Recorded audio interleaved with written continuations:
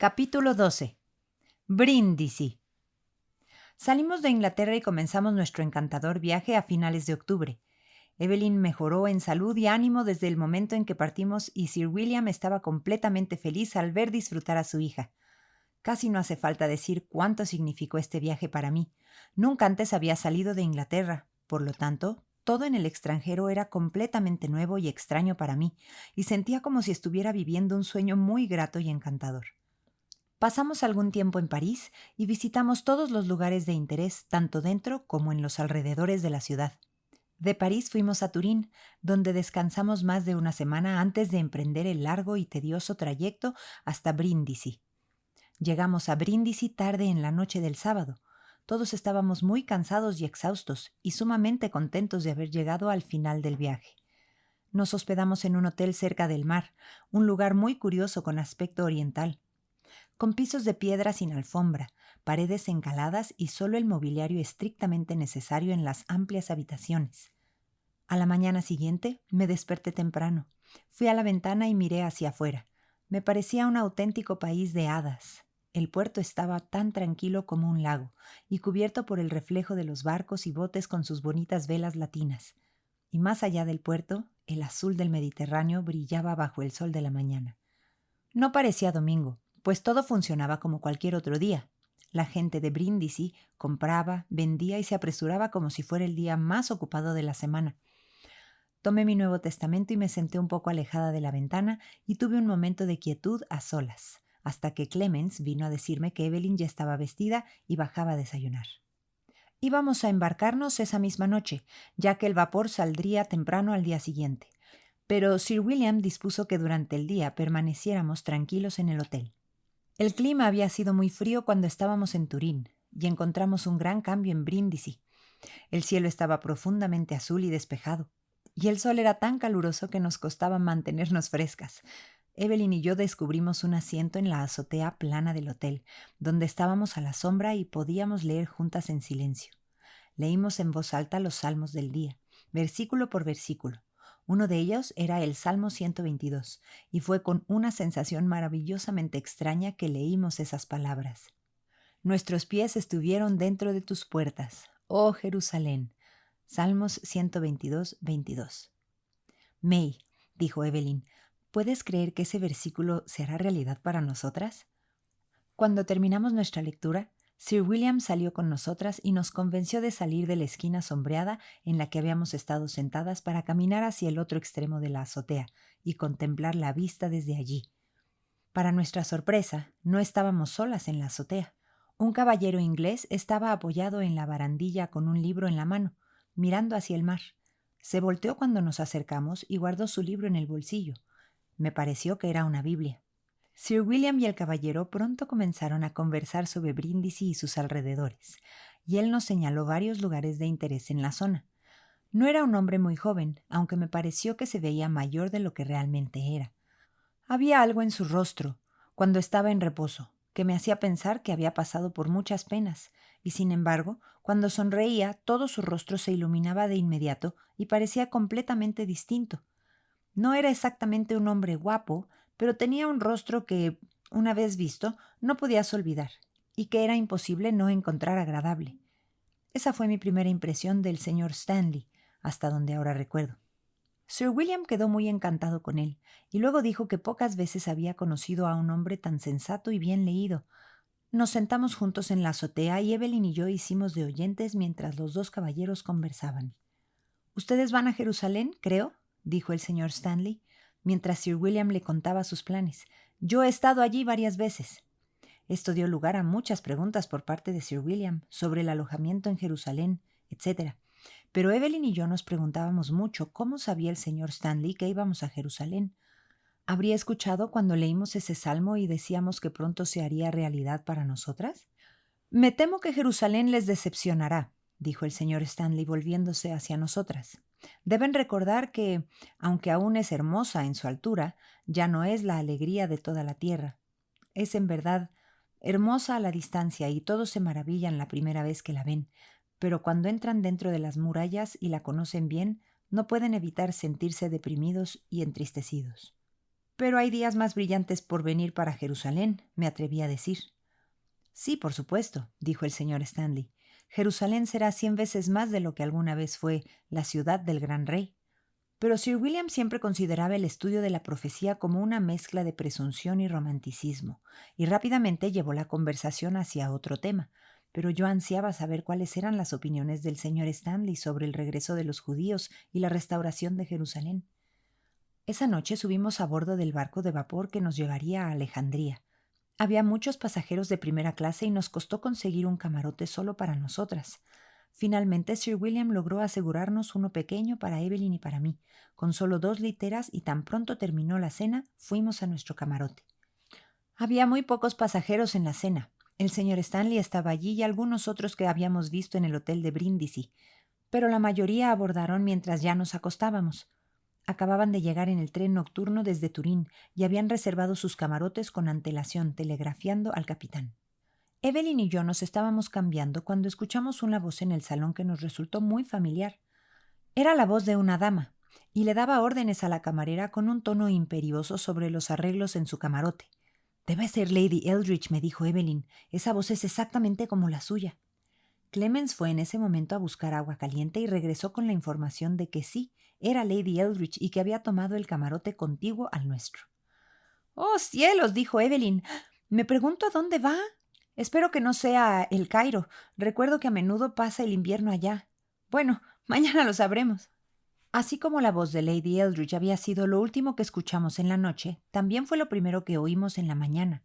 No había llevado doncella consigo y, como era totalmente incapaz de hacer nada por sí misma, llamaba constantemente a la pobre camarera, quien ya tenía más trabajo del que podía manejar para que la ayudara en las distintas etapas de su arreglo personal. «¡Oh, cielos!», dijo Evelyn, al escuchar una y otra vez la voz de Lady Eldridge. «Ay, de verdad espero que no vaya a El Cairo. Debemos averiguarlo de inmediato».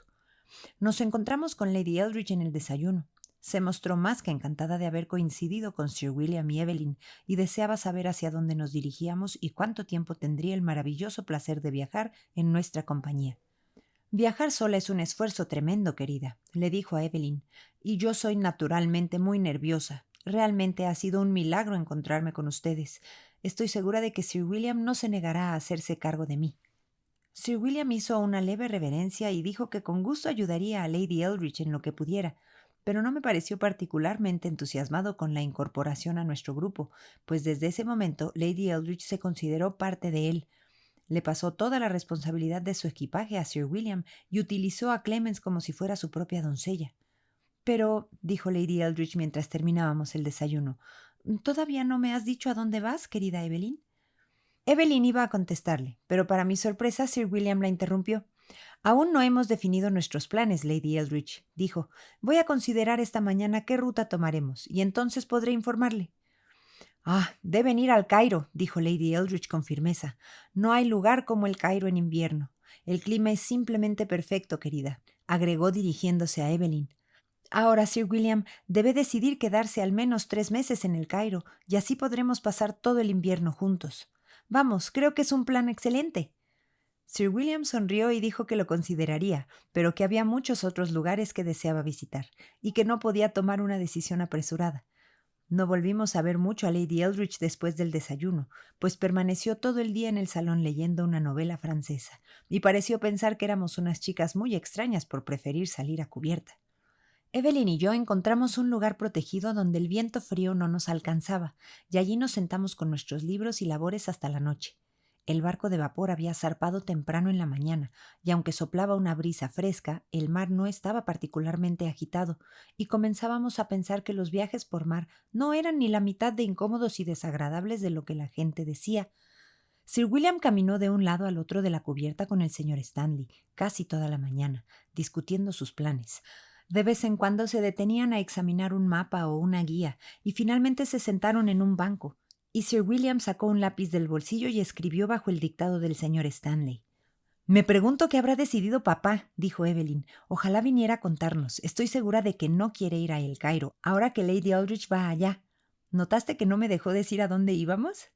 Cuando Sir William terminó de escribir, él y el señor Stanley se acercaron a nosotras, y Sir William nos dijo, para nuestra gran alegría, que iríamos directamente a Jerusalén. El señor Stanley le había informado que allí había un hotel limpio y cómodo y que el clima en diciembre y enero solía ser hermoso. Así que creo que nos quedaremos en Jerusalén 1 o 2 meses, dijo Sir William, y luego decidiremos a dónde irnos después. ¿Qué opinas, Evelyn? Oh, papá, dijo Evelyn, es justo lo que yo quería. Estoy deseando llegar a Jerusalén. Nuestros pies estuvieron dentro de tus puertas, oh Jerusalén, dijo el señor Stanley con una sonrisa. Y entonces estuvimos seguras de que nos había oído leer el Salmo. Al atardecer, el viento se volvió muy fuerte. El barco se balanceaba con violencia y los pasajeros se retiraron a sus camarotes. Fue una noche espantosa, jamás la olvidaré. Cada hora la tormenta se volvía más terrible. Nunca imaginé que una tormenta en el mar pudiera ser tan espantosa.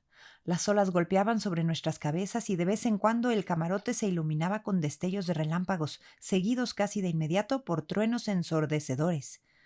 Cada 2 o 3 minutos oíamos el estruendo de loza rompiéndose y las tazas, jarras y vasos rotos eran arrastrados de un lado a otro del suelo al compás del vaivén del barco. Me sorprende que tantas personas tengan ideas tan tranquilas del mar Mediterráneo después de leer los relatos bíblicos. Oh, cuántas veces durante aquella noche terrible pensamos en Pablo, en la tormenta, probablemente justo en esa parte del Mediterráneo. Y podíamos imaginar con claridad la escena de la vida de Jonás, cuando los marineros, reacios a lanzarlo al mar, hicieron un último y gran esfuerzo por llevar la nave a tierra, pero el mar se embravecía con fuerza y no lo lograron. Y luego la descripción de David en el Salmo 107 debe referirse a este mismo mar. ¿Cuántas veces nos repetimos esos versículos esa noche? Cambia la tempestad en sosiego, y se apaciguan las ondas. Luego se alegran porque se apaciguaron, y así los guía al puerto que deseaban. Salmo 107, 29 y 30. Oh, May, dijo Evelyn cuando me acerqué a su lado en el momento más intenso de la tormenta. Qué consuelo saber que estamos seguras, ¿verdad? Sí, respondí. No entiendo cómo alguien se atreve a viajar y a afrontar tantos peligros por tierra y mar sin tener esa certeza. Yo no lo habría sabido si hubiéramos hecho este viaje hace un año, dijo Evelyn. Oh, May, entonces me habría muerto de miedo. No dormimos ni un momento en toda la noche, y las horas se nos hicieron interminables. Como a las 3 de la madrugada oímos la voz de Lady Eldridge gritando desesperadamente por ayuda. Llamaba primero a Clemens y luego a la camarera, pero sus camarotes estaban en el otro extremo del salón, y ninguna de las dos la escuchó. ¿Qué querrá ahora? Dijo Evelyn. Me puse la bata y logré llegar hasta la puerta del camarote de Lady Eldridge para ver qué sucedía. «Mire esto, señorita Lindsay», exclamó. «Se ha abierto la escotilla y el agua ha empapado toda mi cama. Por favor, vaya a llamar a la camarera y dígale que traiga sábanas limpias y mantas». «No sé si podré llegar hasta el camarote de la camarera, Lady Eldridge», le dije, «pero lo intentaré. El mar está terrible». «¡Ah, tonterías!», respondió. «Agárrese de la pared y estará bien. No me diga que se marea en el mar, señorita Lindsay. Uno debe superar eso. Yo nunca creo en el mareo. Si uno se lo propone, puede evitarlo. Yo me siento tan bien en el mar como en tierra firme». No pude evitar pensar que si ese era el caso, bien podría haber ido ella misma por la camarera en lugar de insistir en que lo hiciera yo. Sin embargo, hice mi mejor esfuerzo y logré atravesar el salón. Aunque caí varias veces y me corté la mano con un plato roto que iba de un lado a otro por el suelo, arrastrado por el vaivén del barco. Encontré a la camarera acostada en su cama, llorando. Me dijo que era viuda y tenía 3 hijos pequeños a los que había dejado en Inglaterra. La habían convencido de probar este trabajo como medio de sustento, y ese era su primer viaje, pero no creía poder hacerlo de nuevo. No tenía idea de qué sería tan espantoso. Me contó todo esto mientras sacaba las sábanas para la cama de Lady Eldridge y dijo que justo cuando entré estaba llorando porque pensaba que nunca volvería a ver a sus hijos. Intenté decirle unas palabras de consuelo, pero el ruido de la tormenta era tan fuerte que apenas podíamos escucharnos. Pasó algún tiempo antes de que reuniera todo lo necesario y Lady Eldridge estaba muy impaciente y molesta cuando llegamos a su camarote. Ayudé a la camarera a arreglar la cama y luego regresé a mi litera, muy agradecida de poder quedarme quieta de nuevo. Llegó la mañana, pero la tormenta continuaba. Rugió durante todo el martes, toda la noche del martes y todo el miércoles, y no pudimos salir del camarote en todo ese tiempo. Solo el miércoles por la noche comenzó a calmarse la tormenta, y por fin pudimos dormir tranquilamente. Despertamos el jueves con el viento ya calmado y el mar mucho más sereno. Íbamos a llegar a Alejandría por la tarde, y todos parecían contentos de que el tormentoso viaje estuviera llegando a su fin. Lady Eldridge se mostró muy molesta al saber que no iríamos con ella a El Cairo. Le dijo a Sir William que era una completa locura de su parte llevar a una joven delicada como Evelyn a Jerusalén.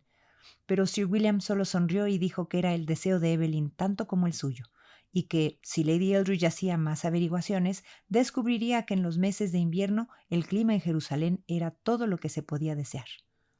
Esa mañana hablé con la camarera y me alegré mucho de descubrir que la pobre mujer sabía a dónde acudir en busca de consuelo y ayuda. Era una verdadera cristiana, y con una fe sencilla había encomendado a sus hijos al cuidado de Dios, y estaba segura de que Él los protegería hasta que ella pudiera estar con ellos de nuevo.